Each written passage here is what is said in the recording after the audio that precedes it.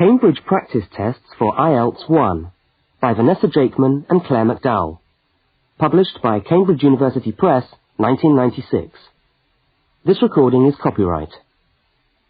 Cassette 1, Side 1. Practice Test 1. You will hear a number of different recordings, and you will have to answer questions on what you hear. There will be time for you to read the instructions and questions, and you will have a chance to check your work. All the recordings will be played once only. The test is in 4 sections. Write all your answers in the listening question booklet. At the end of the test, you will be given 10 minutes to transfer your answers to an answer sheet. Now turn to section 1 of your question booklet.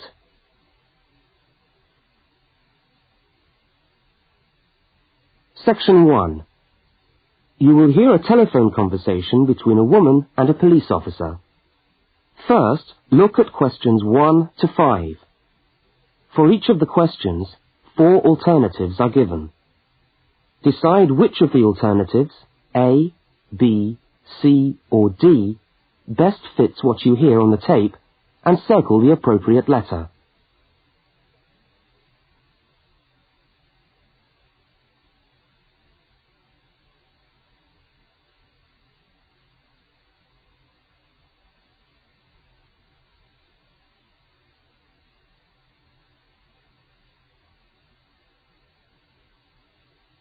You will see that there is an example which has been done for you. On this occasion only, the conversation relating to the example will be played first.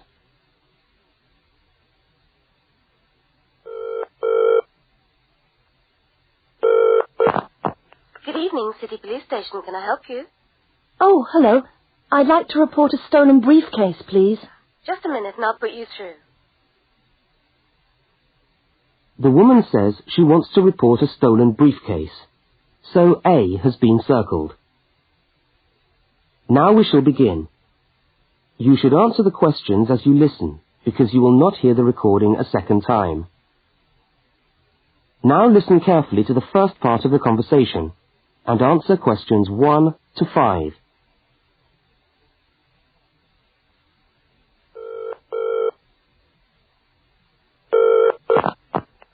Good evening, City Police Station. Can I help you? Oh, hello. I'd like to report a stolen briefcase, please. Just a minute and I'll put you through. Lost property, can I help you? Oh, yes. I've had my briefcase stolen. Okay, I'll take some details. Tell me what it looks like, first of all. Well, it's a soft leather one, you know, not a heavy box type like a man's. And how does it close? It's got buckles at the front, 2 of them.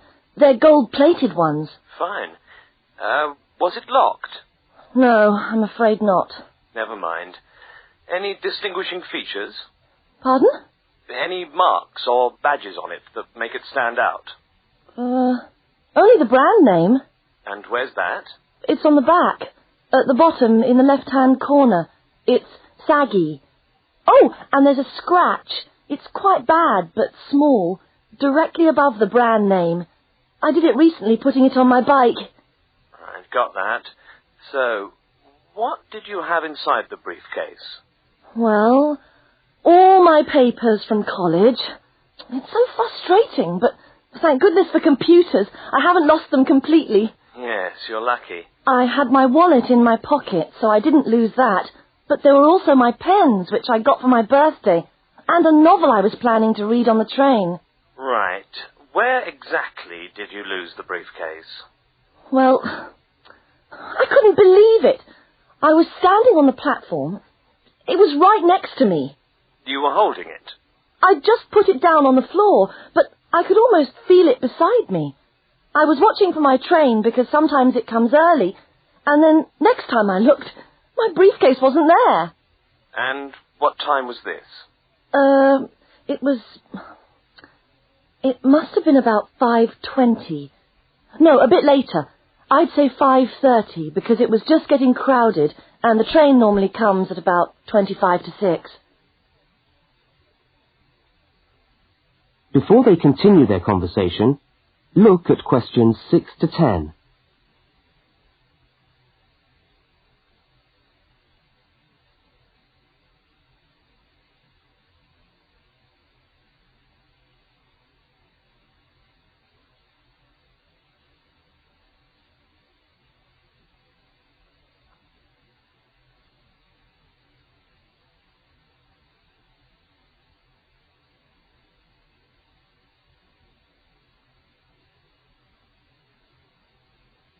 As you listen to the rest of the conversation, complete the form by filling in the numbered spaces 6 to 10.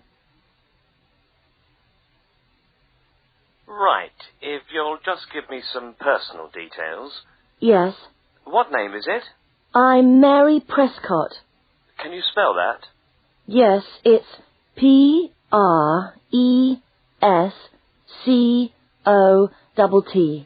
And your address? Flat 2, 41 Fountain Road, Canterbury. Fountain Road. Yes, number 41. And have you got a contact telephone number? Yes, it's 752239. 752239. Fine. One last question.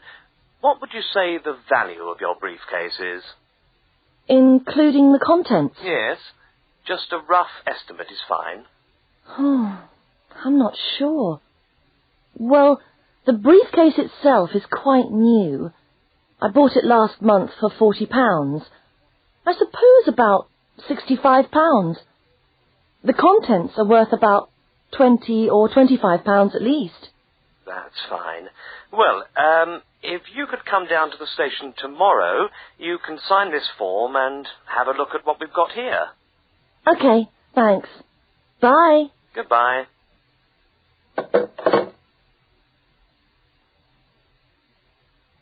That is the end of section 1. You now have half a minute to check your answers.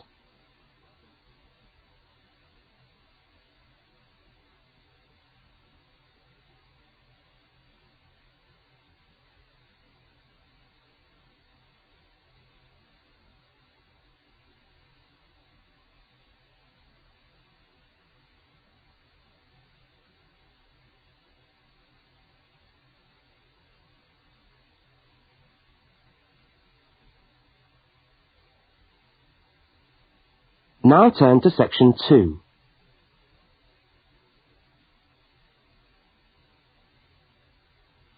Section 2. You are going to hear a news report from an Australian radio program. First, you have some time to look at questions 11 to 13.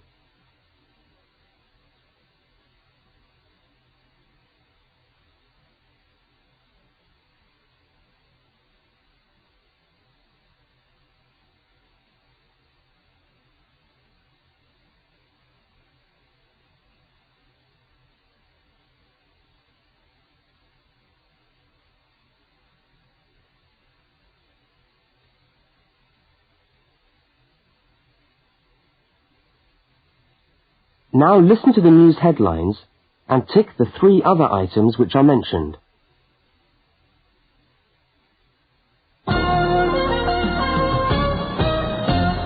This is the 6 o'clock news for Tuesday the 25th of November. And first the headlines. The Prime Minister has promised to help the drought-stricken farmers in the northern part of the country who haven't seen rain for nearly 2 years.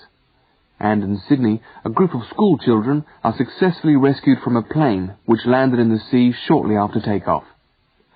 Transport workers are on strike in Melbourne over a pay claim, and the strike looks set to spread to other states. And on a fashionable note, there's to be a new look for the staff of Qantas, Australia's national airline. Now you have some time to look at questions 14 to 21.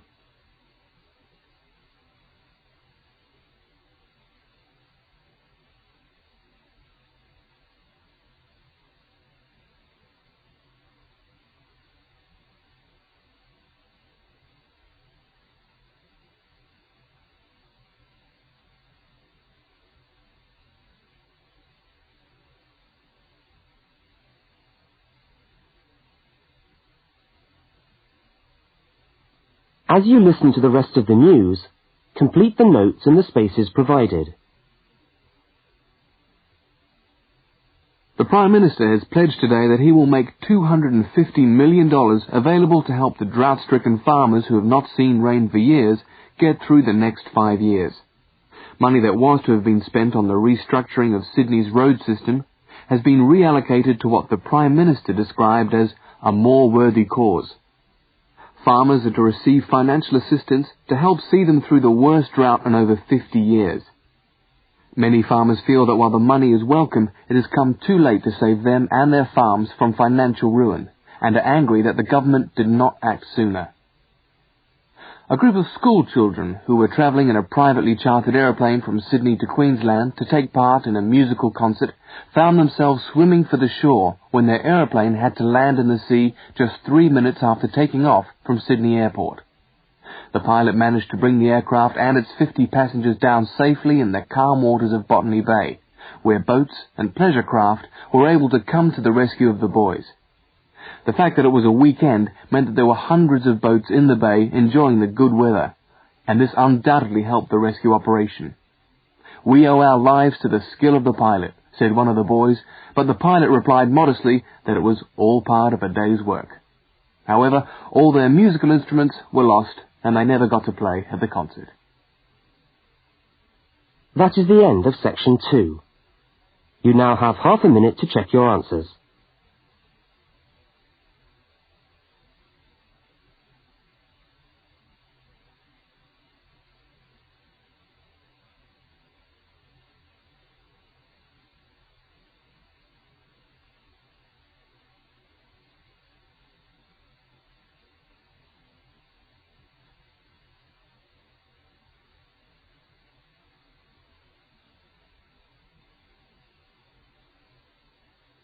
Now turn to section 3.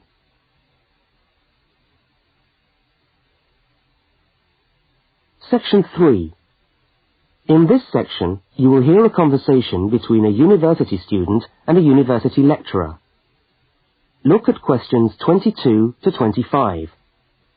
For each of the questions, 4 alternatives are given. Decide which of the alternatives best fits what you hear on the tape and circle the appropriate letter.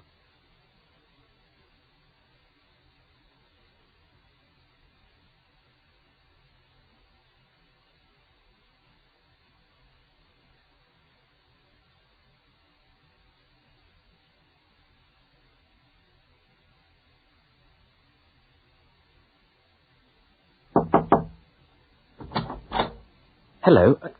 Can I come in? Oh, yes, come in. How can I help you? I was looking for the economics office. I've been all over the arts faculty building looking for it, but I could only find the School of Accounting and Economic History. Is this the right place? Yes, this is the School of Economics. Oh, good. I'm a new student, and I was wondering if someone could give me some information. Well, I might be able to help. I lecture on that program. What do you need to know? Oh, quite a few things, actually. Firstly, how many lectures a week do I have to attend? Well, the Economics 1 course is a double unit. So there are 2 lectures a week and 1 tutorial. Oh. The lectures are scheduled for Tuesday and Thursday. What time? Let me see. You know, this information is all in the handout, which you should have received yesterday at the orientation meeting. Was there a meeting yesterday? I didn't know about that. No one mentioned... Yes, there was. But never mind. Now, lectures are at 4 in the afternoon. 4's a bit late. I've got a part-time job that starts at 4:30. Well, you can't be in 2 places at once, can you? And attendance at lectures is necessary. We expect at least 90% attendance at this university, you know. 90%? That's high. Do they enforce that rule? Yes, we do. We're pretty strict about it, actually. And what times have been set down for the tutorials? Do you have that information? That's a very well-attended course, so there's a number of tutorial times. Monday, Wednesday, and Friday, all at 9 o'clock. Yours will be allocated at the first lecture. Can't I choose the time? Maybe, maybe not. You'll have to talk to the lecturer on the course. Dr. Roberts is his name. Oh, okay. Now look at questions 26 to 31.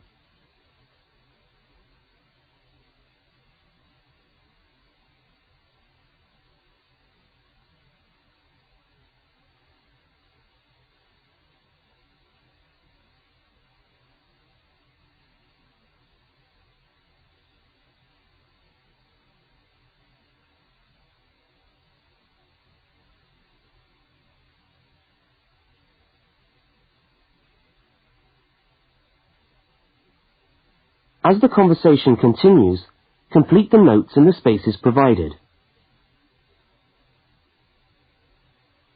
Anything else I can help you with while you're here? Well, yes, actually.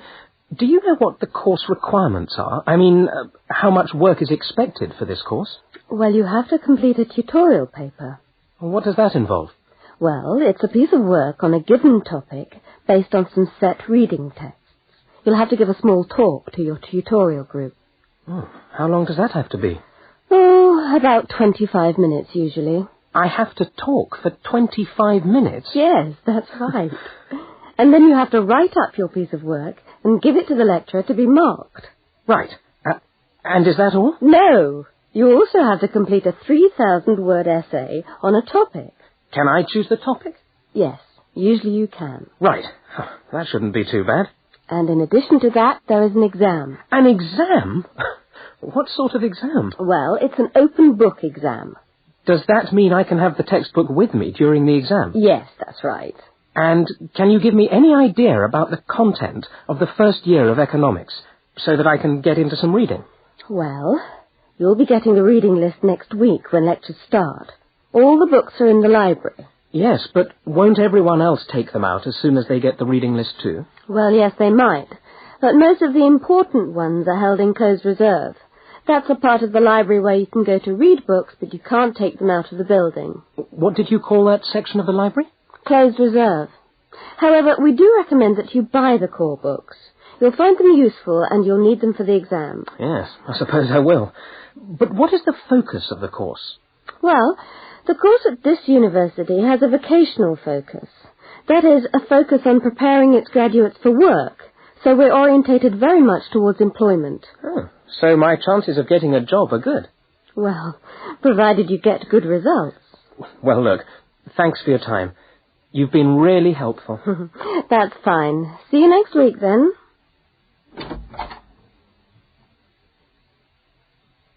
That is the end of section 3. You now have half a minute to check your answers.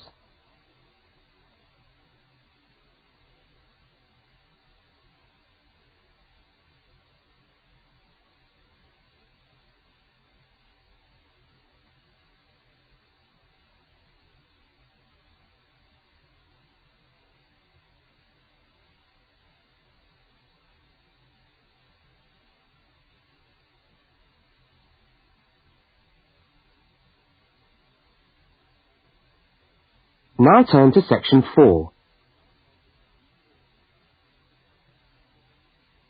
Section 4. You will hear a talk given by a university lecturer about the structure of the university.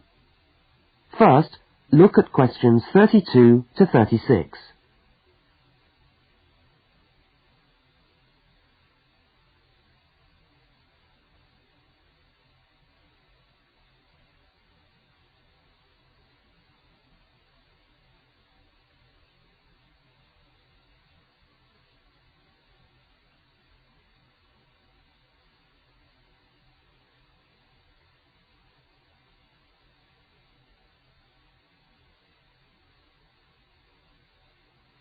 Now listen and answer questions 32 to 36.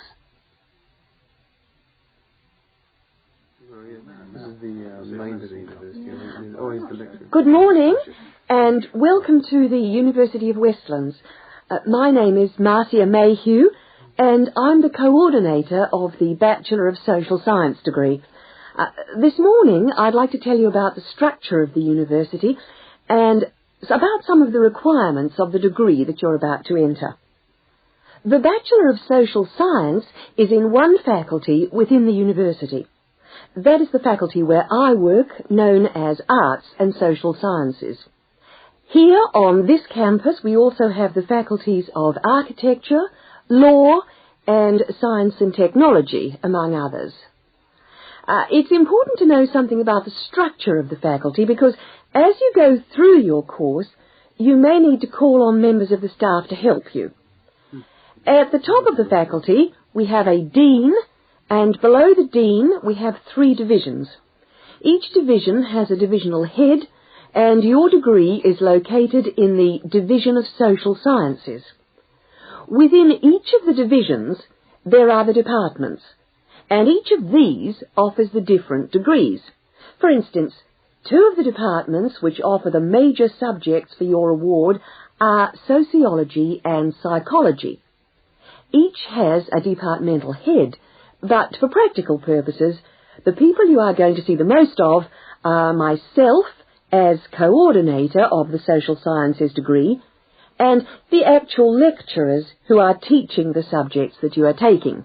For instance, in the first semester, you'll be doing 4 subjects: psychology, sociology, history, and economics. If you have any problems or difficulties, not that I'm anticipating you will, but you never know, then you should go and see your lecturers.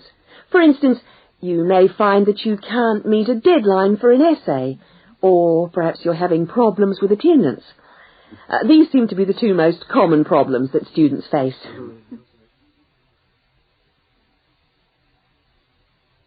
Now look at questions 37 to 41.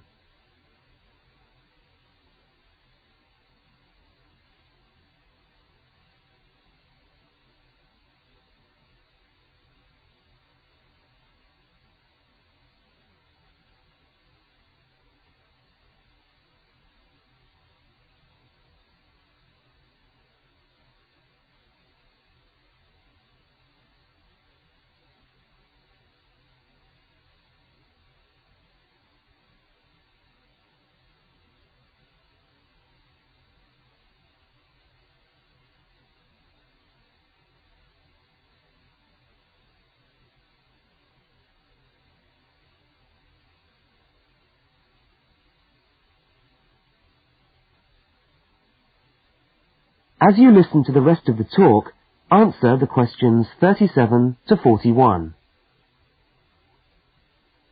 If your lecturers are unavailable, you can always come and see me in my office. I'm available on Wednesday and Thursday mornings and on Friday afternoons. Outside these hours, perhaps you could ring the secretary and make an appointment. Now, you'll note that all of the subjects which you undertake in the first year are composed of lectures and tutorials. A lecture is about an hour long, and a tutorial usually runs for about 2 hours. A lecture is rather like what I'm doing now, where one person will talk to all of you together on a subject. Now, we do ask you to try to attend the lectures. A tutorial is perhaps where most of the learning occurs at a university. You will be divided into groups of between 12 and 15 students, and each week one of you will have to present a piece of work to the group as a whole, and then the group will discuss what you've said. It's this discussion, this exchange of ideas, which really constitutes the basis of university learning, in my view. Listening to lectures in many ways is just giving you information that you could access for yourself in the library. But the discussion at the tutorial is very important. This doesn't mean that you shouldn't go to the lectures, though. Other factors to be particularly concerned about are the structure of essays and delivery of written material. And in particular, I would like to mention the question of plagiarism. Plagiarism is taking other people's work without acknowledging it. That is, without saying where it comes from. Now, of course, all essays are based on research done by other people, but you must remember to attribute the work to the original writer. And while it's a good idea to work with other people, don't hand in work which is exactly the same as your friend's work, because we will notice. If you don't acknowledge the source of your information, then you run the risk of failing the subject, or in very serious cases, you might be denied entry to the university. Last but not least, stay in touch with us. If things are getting you down, don't go and hide. Come and talk to us about it. That's what we're here for. Right. Thank you very much for coming along today.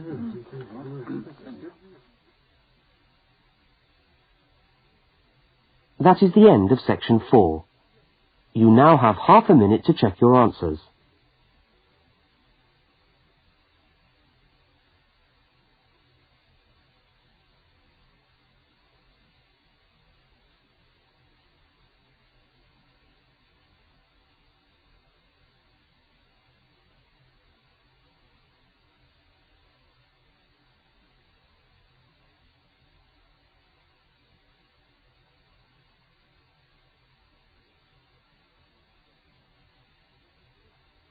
That is the end of the listening test.